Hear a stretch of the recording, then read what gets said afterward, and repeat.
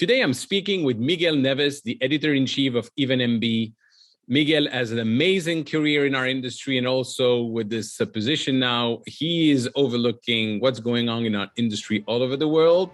We're going to learn a lot about what's coming up, what we should be focusing on, and the impact that technology would have on the events. Enjoy my conversation with Miguel. Hello and welcome to a new episode of the Business of Meeting podcast. And today I have the great pleasure of speaking with Miguel Neves. Miguel is an icon in our industry and is the typical international person, originally from Portugal, lived and worked in the UK many years, and is now raising his family in the southern Denmark. He's been everywhere. He was a digital community manager for IMEX. Was a consultant, and he's now the editor-in-chief of EventMB, a brand from Skift. Miguel, thank you so much for taking the time. Thank you, Eric, for having me on the show. Pleasure to be here. So you are a truly international person, but how did you get into our industry? Is that something that you study for, or you didn't know about our industry, just like I did when I joined? A bit of a mix, a bit of both, actually. I was in the music industry, doing sort of stage management, roadieing. I was also playing music.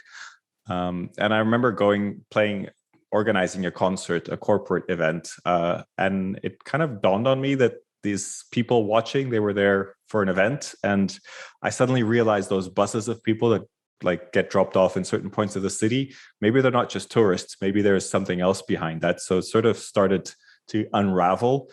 And then I was part of the team at the MTV European Music Awards in 2005 in Lisbon. Yeah.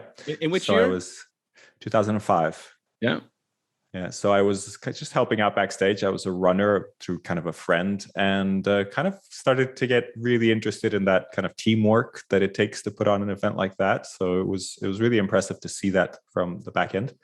After that, I got involved in events. I was kind of just helping out a company, just an assistant doing some events, some corporate events. And I decided I wanted to open up a company. And me and a friend of mine, we kind of went, we built a website, we did all that stuff. We thought, this is good. We can organize events. We're going to make some good money here. And we did not succeed. We actually failed miserably. We never got a single client.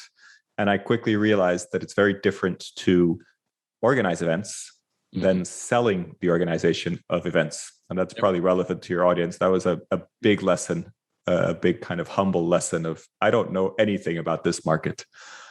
So then I actually went to London to take a master's degree. I had a bachelor's in music and production, and I ended up doing a master's in conference and event management at the University of Westminster, which was a lot of fun. It was very academic and very kind of theoretical, but it was really interesting to understand the industry at that level.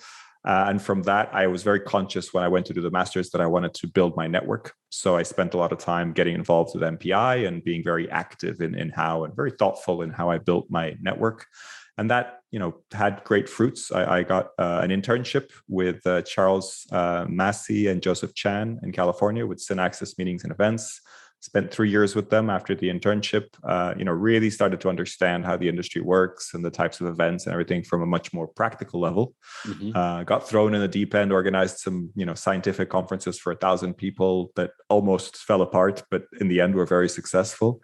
And then ended up working at the IMEX team, doing both the IMEX America and IMEX Frankfurt. I spent 6 years there. Very focused on the community, on social media, on connecting with event planners all over the world. After that, I moved to Denmark, had my own company for 3 years, doing similar things around marketing and social media. And then since February, I've been with the EventMB team as editor-in-chief, replacing our friend Julius Solaris, who exited. And it's a bit of a crazy job, but it is a job that I think makes sense because of how much time I've spent connecting with the community and kind of researching the industry. So that's me in a 3 or 4 minute nutshell. Yeah, 3 or 4 minute nutshell, and like 100 years in 10 years. So that's fascinating. So you say you're playing music. Which instrument did you play? I played bass. But I did mainly kind of sound engineering and production. So my music career was short-lived. I played one music festival on a side stage for about 3,000 or 4,000 people. That's like my one claim to fame. Nice. On the same stage as Jimmy Cliff from I Can See Clearly Now. So that was fun. Very nice. And I'm not going to start this argument, but between musicians, but they say that you cannot play any music without having a bass, which is the you've heard that before. It's fun. Yeah, they were like the worker bees of the band. Yes. Do you remember your first concert? Yeah, I mean, I used to play at school and stuff, so I don't know exactly what would be the first kind of the first concert you attend, sorry.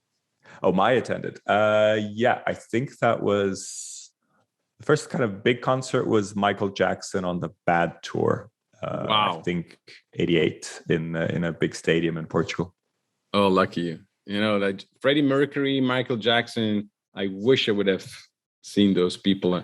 I'm not going to tell you that my first concert was the Rubettes because you would not know what it is and people would not remember, but you always remember that, the first one. Well, my dad is a jazz bass player, so I did a lot of concert going and kind of all of that early in my kind of childhood. But that was the first kind of big one. Very nice. So throughout your career now, you've seen the landscape changing dramatically, especially with technology. From the beginning of even the cell phones 20 years ago, and now we have holograms and the AV and AI and the VR and everything. What is for you the most important trends or the most important use of technology that business owners in our industry should be watching? Wow, it's a big question. I think the most important trend is really user experience. There's so much technology involved in events these days. We can be very tempted, like holograms is an example, or event apps or many other things, whether it's, a virtual event or an in-person event. I think it's very tempting to add technology. And the last, 18 months has been incredible for technology because it's developed at this incredible pace. But I think what's most interesting about the development is not sort of the things that we can do, but how easy it is to do things. Now when you attend a virtual event on one of the, the more professional platforms, it's a relatively smooth experience, provided the organizer has taken care into, a good level of production and kind of set it up properly. It's pretty smooth. It's not the same as an in-person event, but you can enjoy it and you can get something out of it. That wasn't the case at the start of the pandemic. It was a lot rougher. And I think those changes are, they're not as fantastic or spectacular as something like VR or whatever, but they're really the ones that make a difference, because when people that go to events, when they really start to trust the technology and they really start to use it, then it's really special. Then it really makes a difference. And I mentioned, the holograms, you mentioned those earlier. I think holograms are interesting, but I don't see a great business case for them, and especially with the cost involved.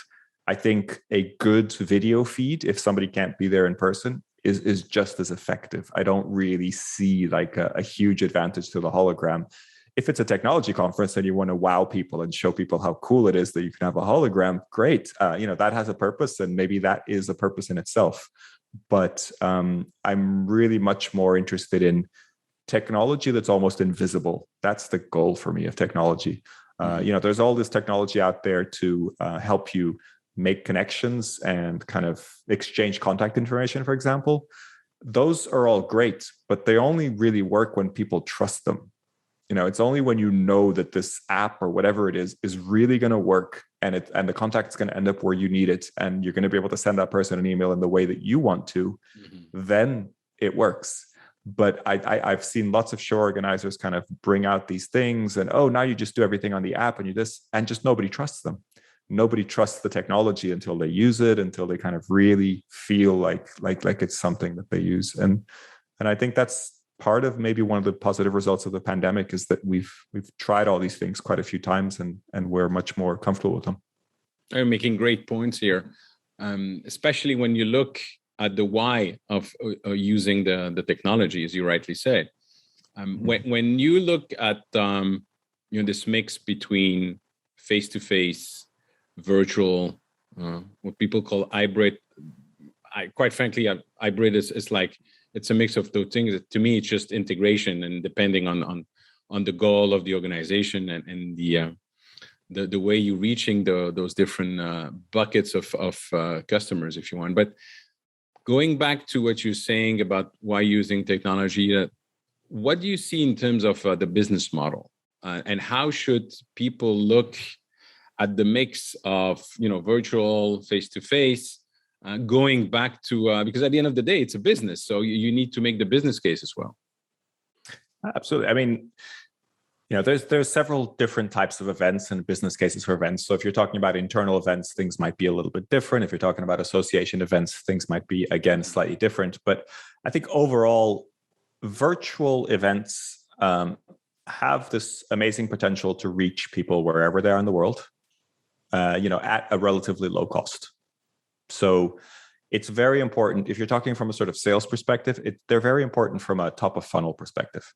Mm-hmm. If you organize an event in a city, no matter where it is in the world, even if it's, the best city, whatever, the cheapest city, there's still a huge cost involved to traveling, to going, to, doing all these kind of things. So if you can reach people that aren't going to be able to travel, maybe they're not physically able or they're not comfortable at events through virtual events, then I think it's a really good business case for it.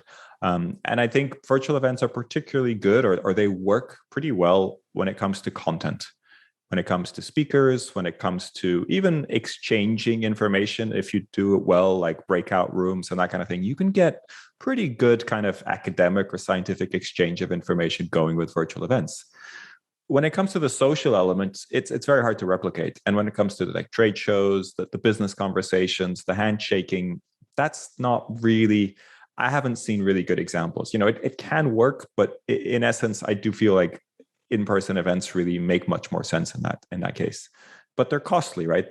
Even for the attendee, the registration, the hotel, the travel, and it's only for the people who can and are willing and are able to do so. Mm-hmm. So really, I think the best is to find a good combination of those two.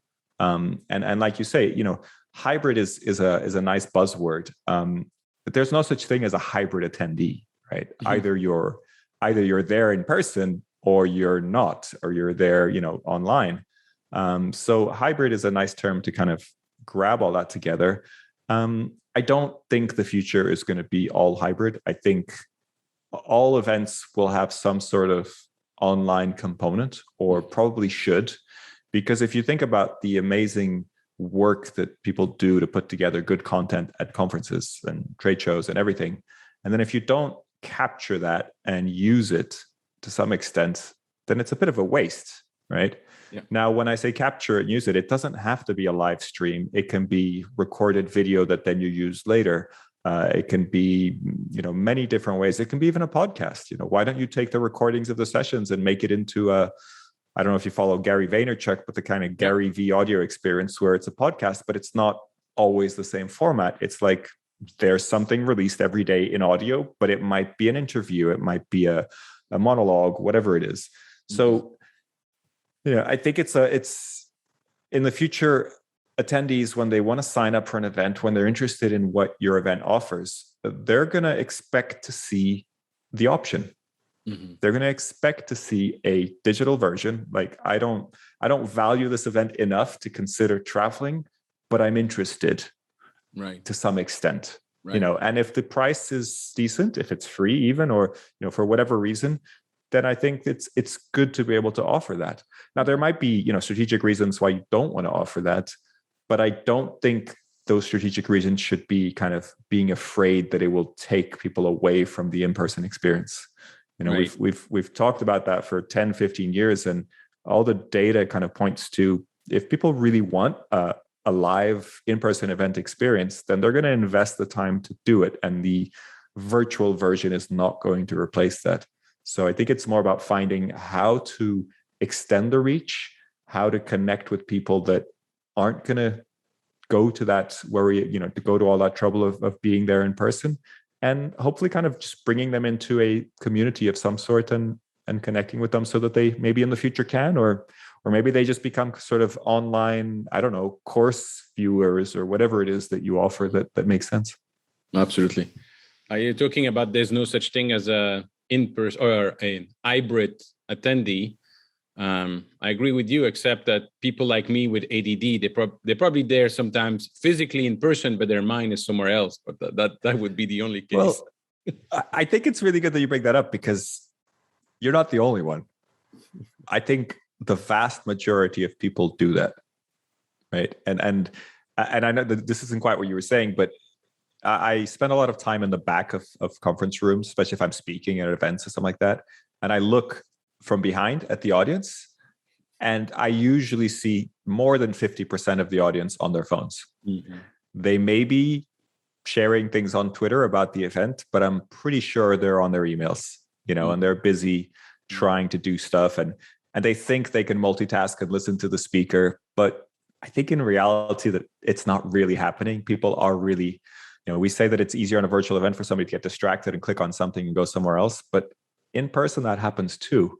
Right. And it's really when you're networking, when you're in those more conversational moments where you're actually paying full attention, hopefully. I mean, some people are still on their phones and trying to have conversations, which is quite rude, but some people do that. So I think you're definitely not alone. I'm the same. And I think a lot of people assume that the others pay attention. It's like, I don't actually think so. I think most people are not paying attention. But one thing I wanted to say is, there isn't such a thing as a hybrid attendee, but we are getting to a point with technology where you can consume the content from an event from wherever you want to be. So if the technology is, cutting edge, you have good bandwidth, there's a lot of sort of ifs, but when it works really well, you can be in the keynote room, or you can be in the hotel lobby, or you can be in your hotel room because you have to take a call and see the keynote on your app. We're now at a point where you can do that. And then, I think you almost do become a sort of hybrid attendee, because you're doing partially in person and partially you're taking advantage of the virtual experience. And I think it makes sense if you are offering a sort of live two options, that whoever pays for the in-person option can access the virtual one, because they may not need or want to be in the room physically, but still want to consume that content live. That's an excellent point you're making. And if I'm listening to what you're saying now and I'm in hotels or venue, the first thing I would do is invest in a stronger internet network within my building, within my hotel, to do exactly what you're saying. Yep. And a lot of venues have done that during the pandemic. I think the smart ones have. It's been interesting because a lot of them have invested in sort of hybrid studios and things like that. And I think that's good. But ultimately, I think the infrastructure, the boring infrastructure like the internet connectivity, is actually what's going to be really valuable in the long run. Mm-hmm. Because if I have an option of going anywhere to kind of record the online part of my virtual event, I don't necessarily want to go to a convention center. And now when it's hybrid, it may be more of a good option. But when things were really kind of shut down and virtual, mm-hmm.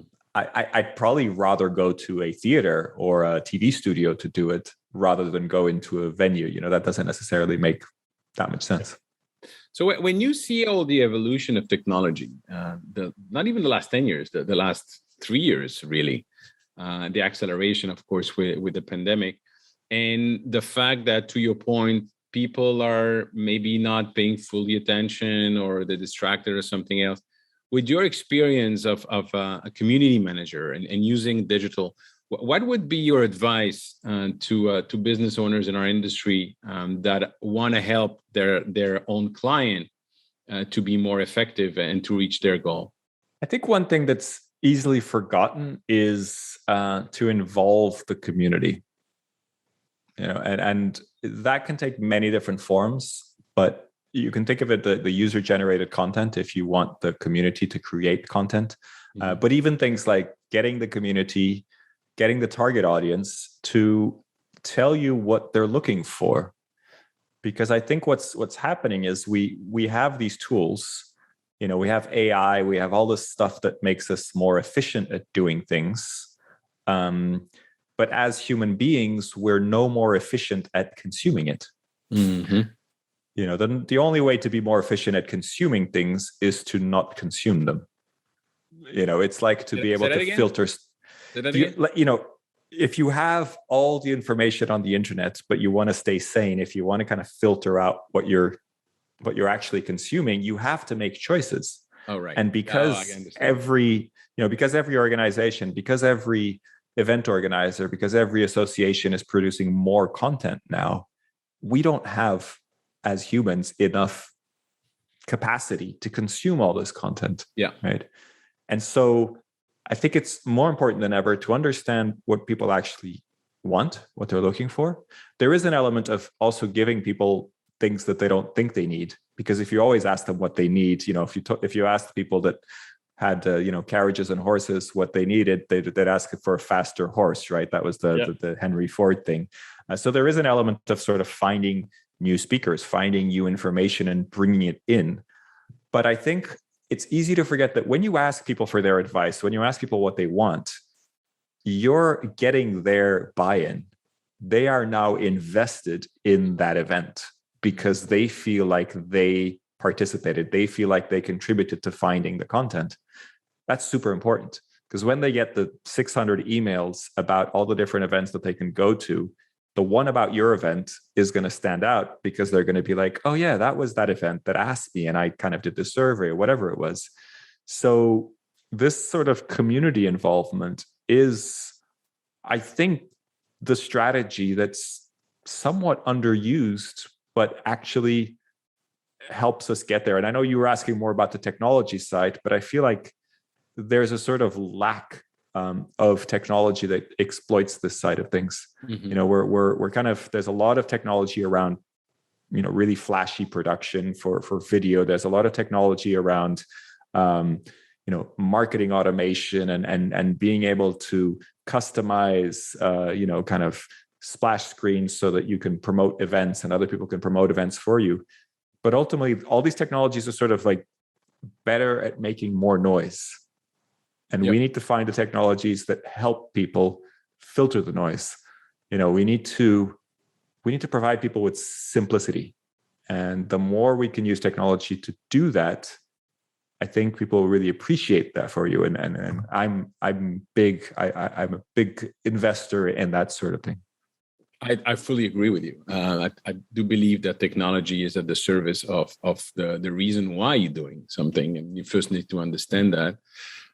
What do you think, again, going back to community building, digital events, what do you think that business owners could do or help their customer when it comes to aligning internally everyone? Because everything you just mentioned makes a lot of sense, except that when you look at large organization, sometimes the event department doesn't speak with the marketing department, and the marketing department doesn't speak too much with the sales department, and so on and so forth.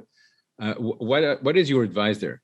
It's a great question, and I don't know if I have the solution to that. I think a lot of it is about internal alignment. A lot of it about is communication between the departments.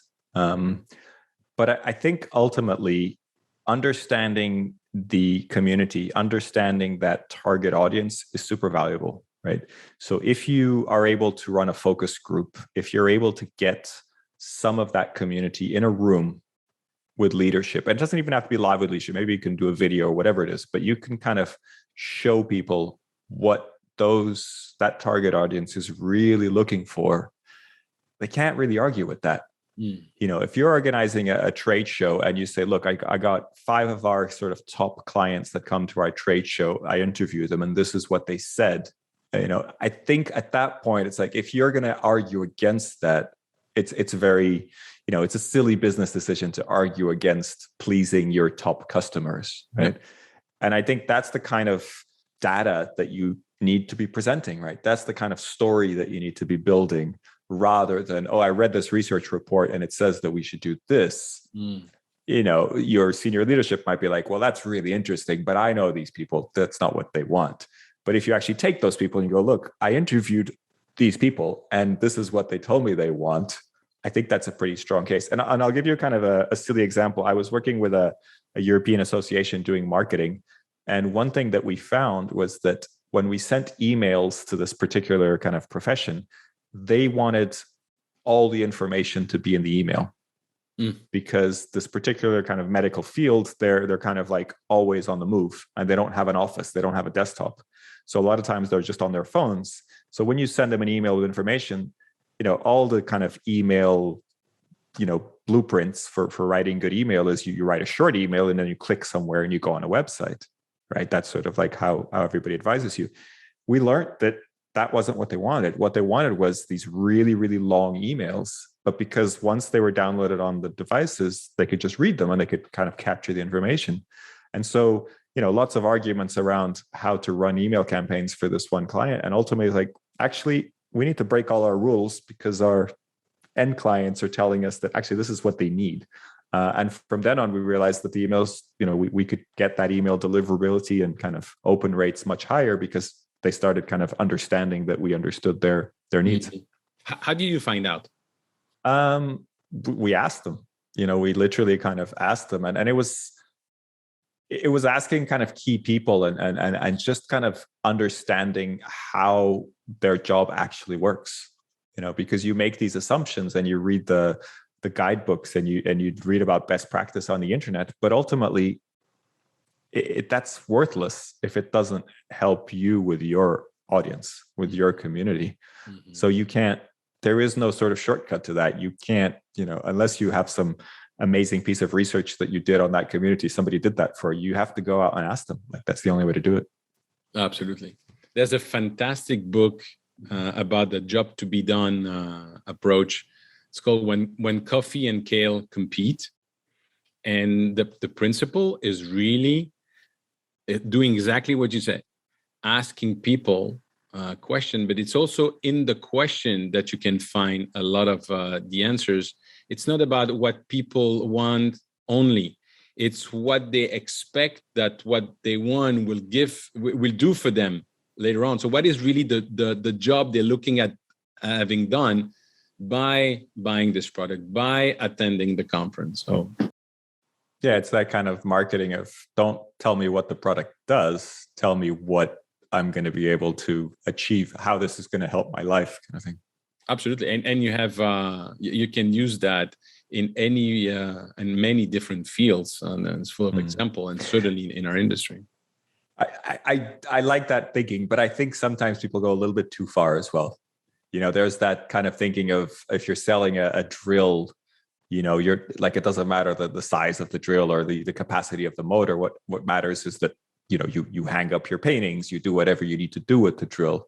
But I think people sometimes take that really far and then come up with these really nebulous, meaningless descriptions of what they do. It's like, this drill, it's it saves your life. And you're like, well, yeah, but actually, you need to tell me what the drill does. Like, I can't just like be, inspiration. Absolutely. And you remind me of a meme I saw recently, and I showed it to my wife, and she was laughing. And it was saying, ladies, you don't have, when a man says that he's going to do something, he's going to do it. You don't need to remind him every 6 months. So going back to your drill example, I would say that for me, the job to be done is not hanging the frame on the wall, is to make sure that I commit to something I promise, or that they would stop reminding it to me. Yeah. But in all seriousness, I think that it's like everything. It's in the answer is probably in the middle, but going to understand what people want and also what is really that they expect to be done for them afterwards, give you great insight for your conference. Absolutely. I'd agree with that. So you are in an amazing position to watch our industry. And you see the different trends, you see what's changing, and not only in one part of the world, but really in our industry globally. When everything you see, Miguel, I'd like to end our conversation with that today, but what is changing and what should small business owners be aware of and be careful of or be thinking about for their business in the future? Yeah, good question. I think one thing, and I think Dahlia said this best, is there's been a lot of change with the pandemic, and the people that we knew maybe aren't there anymore, or the audience that we think we're serving may not be there anymore. And I'll give you a simple example. We sent out lots of emails, but I sent out one recently and made sure that my direct email was the reply email.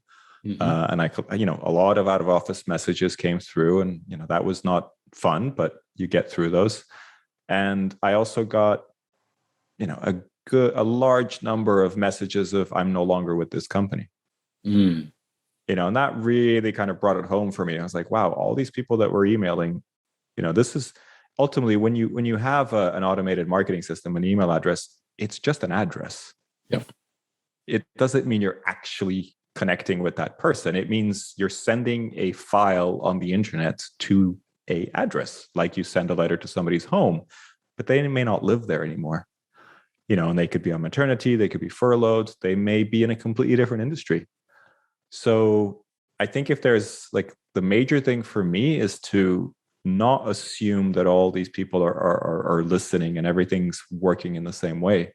And I think there's a need to kind of start from scratch. There's a need to just take a temperature check who's there, check who's listening, check who finds what you're doing relevant, and then start from scratch. I don't think it's one of those kind of, oh, there's a new generation Y or generation Z and they think differently and they want different things. I don't think it's really that. I mean, that's always interesting to hear, but I think in practice, when it comes to business events, and I think, we're talking mainly around business events, I think people operate in similar ways. The difference is that they're different people now. They're different people. And then there's things like the remote workforce. When we were all commuting to offices and doing that, and I'm a fan of working from home, so I like the option of working from home. And I think a lot of companies that are in, that basically sit at their laptops and work when they're at the office can just do that just as well from home. Now, I'm not saying we shouldn't gather to do teamwork and to do things like that. And I think that's really important. And I think there's a good business opportunity there for events as well to kind of manage these gatherings when people are all remote. But when you move out of the big cities or the expensive cities and you go and live more remotely, you think of the world in a different way, and doing a, after lunch champagne drink at some fancy hotel doesn't sound appealing, because it's not like I've spent 8 hours at the office and I'm going to, stop at the hotel on the way to the train station. It's like I have to go and get dressed and commute now, probably more longer because I've moved away from the city to go and do this thing at this hotel. And that's just not that exciting, right? That's just not something that is that interesting. And, there's a lot of people that probably haven't moved out, but there are deep changes in how we're kind of seeing the world. So when it comes to events and kind of creating those experiences, I think we have to be really conscious of that. And just booking a nice suite at some hotel actually may not be that appealing to people. Or running after work hours events also might not be appealing. It might actually be nicer to do a lunch where you sort of can, figure it out. So I think a lot of these things need to be checked again, need to be kind of sense checked, and you need to kind of not assume that what you did previously makes a lot of sense or continues to make sense. And I think that's going to affect us in lots and lots of different ways. I think even things like, doing events at really unusual venues, like, I don't know, like hiring out a climbing wall and doing an event there. And that might be sort of outside the city. That for me sounds like a really cool thing to do right now. Like get out of sort of my home office and go climbing, or maybe not go climbing, but just sort of use the space. That for me might appeal much more than a fancy hotel. I think every meeting should be in a cigar lounge with champagne.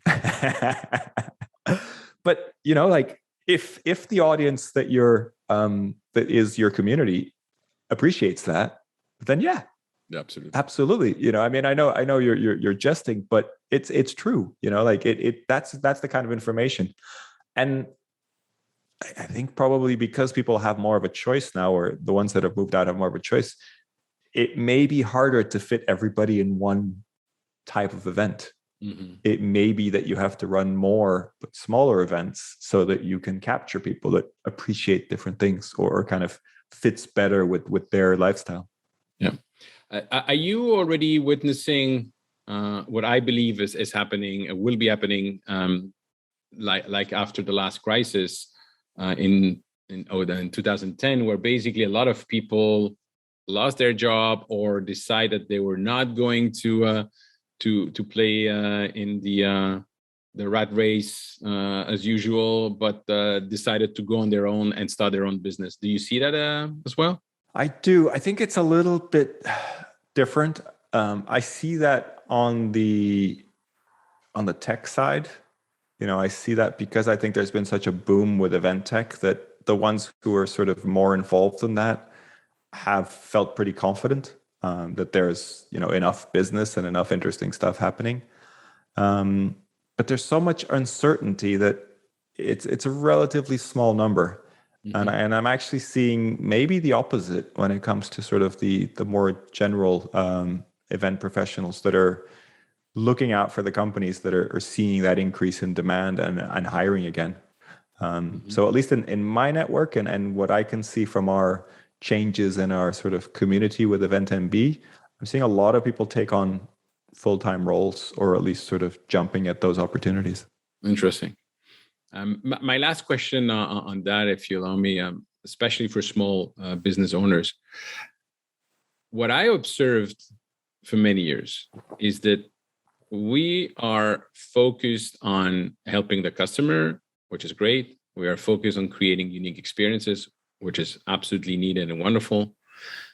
But we don't think as ourselves as business owners. And we don't train ourselves in running a business, in looking at the finances, at the numbers, looking at the sales, marketing, strategy, and looking at our own mental health. And I don't know if you agree with that. Yeah, absolutely. I had my own company for 3 years, and if I would do it again, I would do it very differently. But it's easy to say when you're outside of it, right? Yeah. When you're in the middle of it, it's quite hard to change trajectory and, the classic get rid of bad clients or change what you really want to do. It's hard to do, right? It's hard to do. With your experience and your position today, looking at all the what's happening in the industry, I'd just like to end with what are your advice for people that own their business or thinking in the future of owning their own business in our industry? What are the main things that they need to think about? I can maybe comment from the sense of if I was to do it, right? Yes. If I was to do it, I think I would really try to figure out what my product offering is. Not sort of because if you are too malleable with whatever your clients need or whatever clients you get, then you become an employee. You might only have sort of half time or whatever hourly arrangement, but you become an employee of the company. You go to the meetings that they ask you to, you show up at, do whatever. And that's not really where I think you can provide the most value. I think it's good if you're independent, if you're a small business to be able to step back and be able to have that external view. So I would really focus on figuring out what it is you want to do, how you want to do it, and ideally productize it. Ideally kind of make it into something that people can easily understand and kind of aspire. Maybe they can't afford you or whatever it is, but if they can understand what you do or what you can kind of achieve for them, and you can set a price for that and kind of make it into a product that they can understand, then I think you have a really good chance. And also a really good chance of sort of remaining independent from your clients. Mm-hmm. And I'm not criticizing. If you just want to sort of have a support business that supports your clients, that's fine. But that's a choice of sort of being a part-time employee in multiple companies. And that takes its toll. And I think it's easier for you to become dispensable if you go through that option, because it's sort of like you take the extra slack from a lot of clients, and at some point they may not need that, or they find a cheaper way of getting that stuff done, and then they drop you. Whilst if you have a sort of product that you can kind of really understand the limits and offer to people, I think then you're in your space. And there are situations where clients drop you or however that works, but at least you you can kind of, you have your corner, you have your kind of corner of the pie, and like, this is what I can do for you. And then it's a question of maybe finding other clients that fit with that, rather than sort of changing your business all the time to fit with whatever the clients need. Awesome. Thank you, Miguel. So I know you're going to become a father again. So good luck with that. Take some sleep. Thank you. As you know. Yeah. We'll see. By the time this episode airs, it might be a father, and you never know. Exactly. And the last question, when we're going to meet next time face to face with the bottle of champagne, let's say in a year from now, the latest, and hopefully earlier, what are we going to celebrate? I was afraid you were going to ask me this question, and I don't know if I have a great answer for you, but I mean, obviously my second born would be a great thing to celebrate. Definitely. So I would do that. If it was a professional thing, at the moment we are strategizing about what EventMB is going to look like next year and beyond, and it's a bit of a bet in the dark, because nobody knows what the industry is going to look like next year. We've kind of grown accustomed to that, but it doesn't get any easier. So I'd like to be able to celebrate at least getting that bet partially right, kind of saying, yeah, we've invested in creating these products. Our sponsors like it. Our readers like it. That's something worth celebrating. Awesome. Miguel, thank you so much. Good luck, and look forward to seeing you soon. Likewise, Eric. Thank you for having me on the show. Miguel, thank you so much for taking the time to speak with me. A fascinating conversation. Thank you for sharing all your insight. If you want to get in touch with me, please reach out on LinkedIn. And you can also join my Facebook group at www.eventbusinessformula.com/group, where we discuss everything related to owning and managing your business in the industry. Thank you. Bye.